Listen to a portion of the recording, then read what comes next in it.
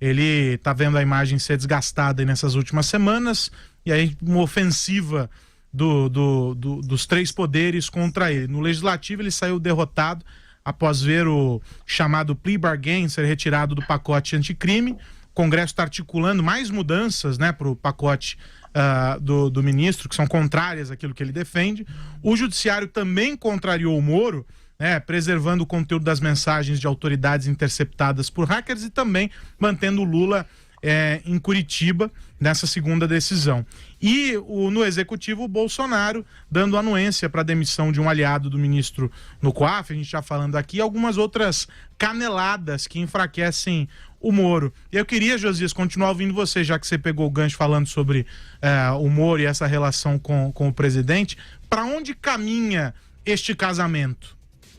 Eu acho que o Moro hoje está diante de uma situação muito difícil. Ele é hoje um personagem menor do que era quando entrou no governo. Ele entrou como um juiz respeitadíssimo, ex-juiz da Lava Jato, um homem que daria uma aparência ética ao governo e asseguraria que o presidente não avançaria sobre direitos individuais, não transgrediria com os valores republicanos e constitucionais. Esse era o Moro que assumiu há 8 meses, em janeiro. Hoje, o Moro que está no poder é um personagem sob questionamento em relação ao trabalho que executou na Lava Jato e desprestigiado pelo seu chefe. O Bolsonaro está desidratando o ministro em público.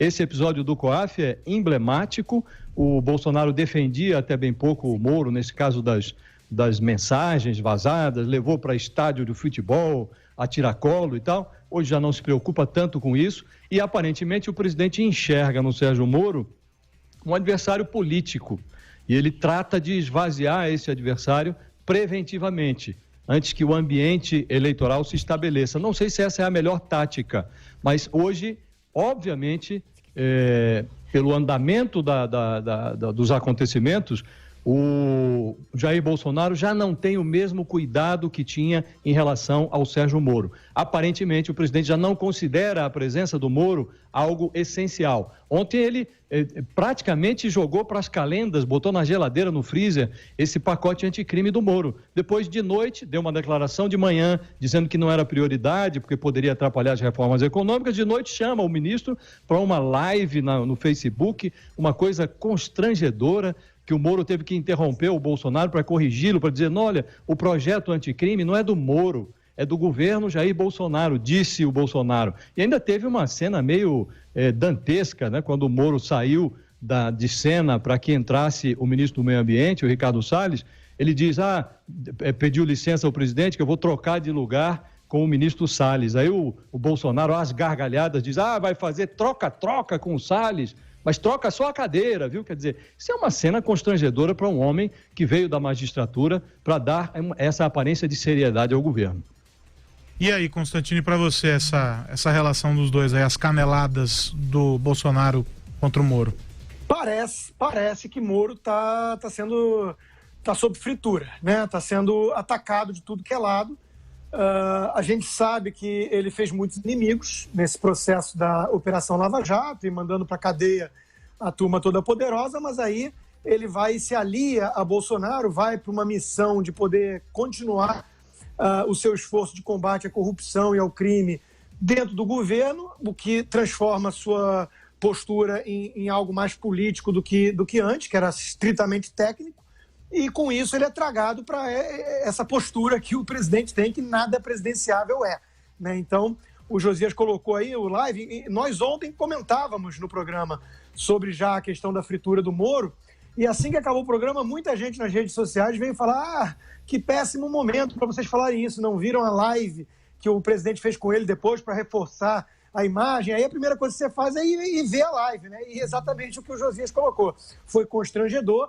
Parece que o Bolsonaro faz as coisas meio de caso pensado, né? Ele dá um jeito ali de humilhar o Moro e colocá-lo como se fosse uma figura menor do que é. Veja, pesquisas recentes mostram que o Moro ainda goza de mais popularidade do que o presidente. E eu disse isso no programa ontem, sem acesso à pesquisa. Quer dizer, eu acho que o bolsonarismo cometeria um erro muito grave se achasse que pode peitar, afrontar o Moro, né? O Moro, ele tem mais credibilidade e goza de mais respeito da população, principalmente como símbolo de combate à corrupção, do que o próprio Bolsonaro. Ainda mais com questões que vieram depois durante o governo, envolvendo família, filho e tudo mais, né? Mas o Moro faz sombra ao projeto político do presidente.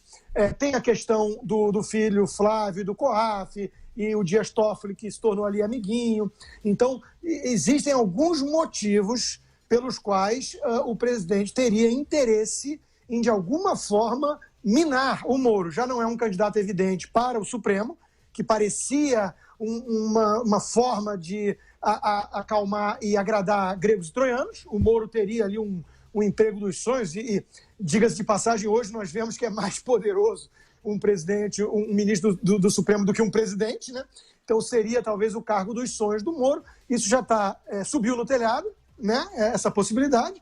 E aí o que resta para o Moro, que abandonou a magistratura, que está num governo e envolto num maremoto desses, né?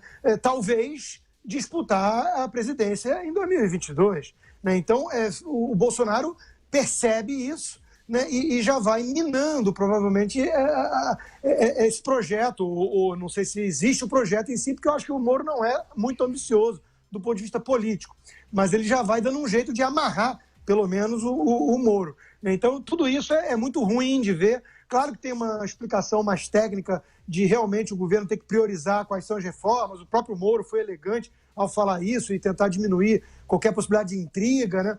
Falando, não, isso aí o governo tem que priorizar, e sabemos que a reforma da Previdência era o carro-chefe do governo. Então ele foi até humilde, elegante, mas no fundo a gente percebe que o Moro não está satisfeito com o andar da carruagem e que gente do próprio governo e o próprio presidente também não estão satisfeitos com o Moro, com a sua autonomia, com a sua independência, com a sua luz própria e com a sua forma de lidar com os seus projetos, né? Então, vamos ver onde é que vai acabar isso, mas eu não estou gostando muito do andar da carruagem até agora, não.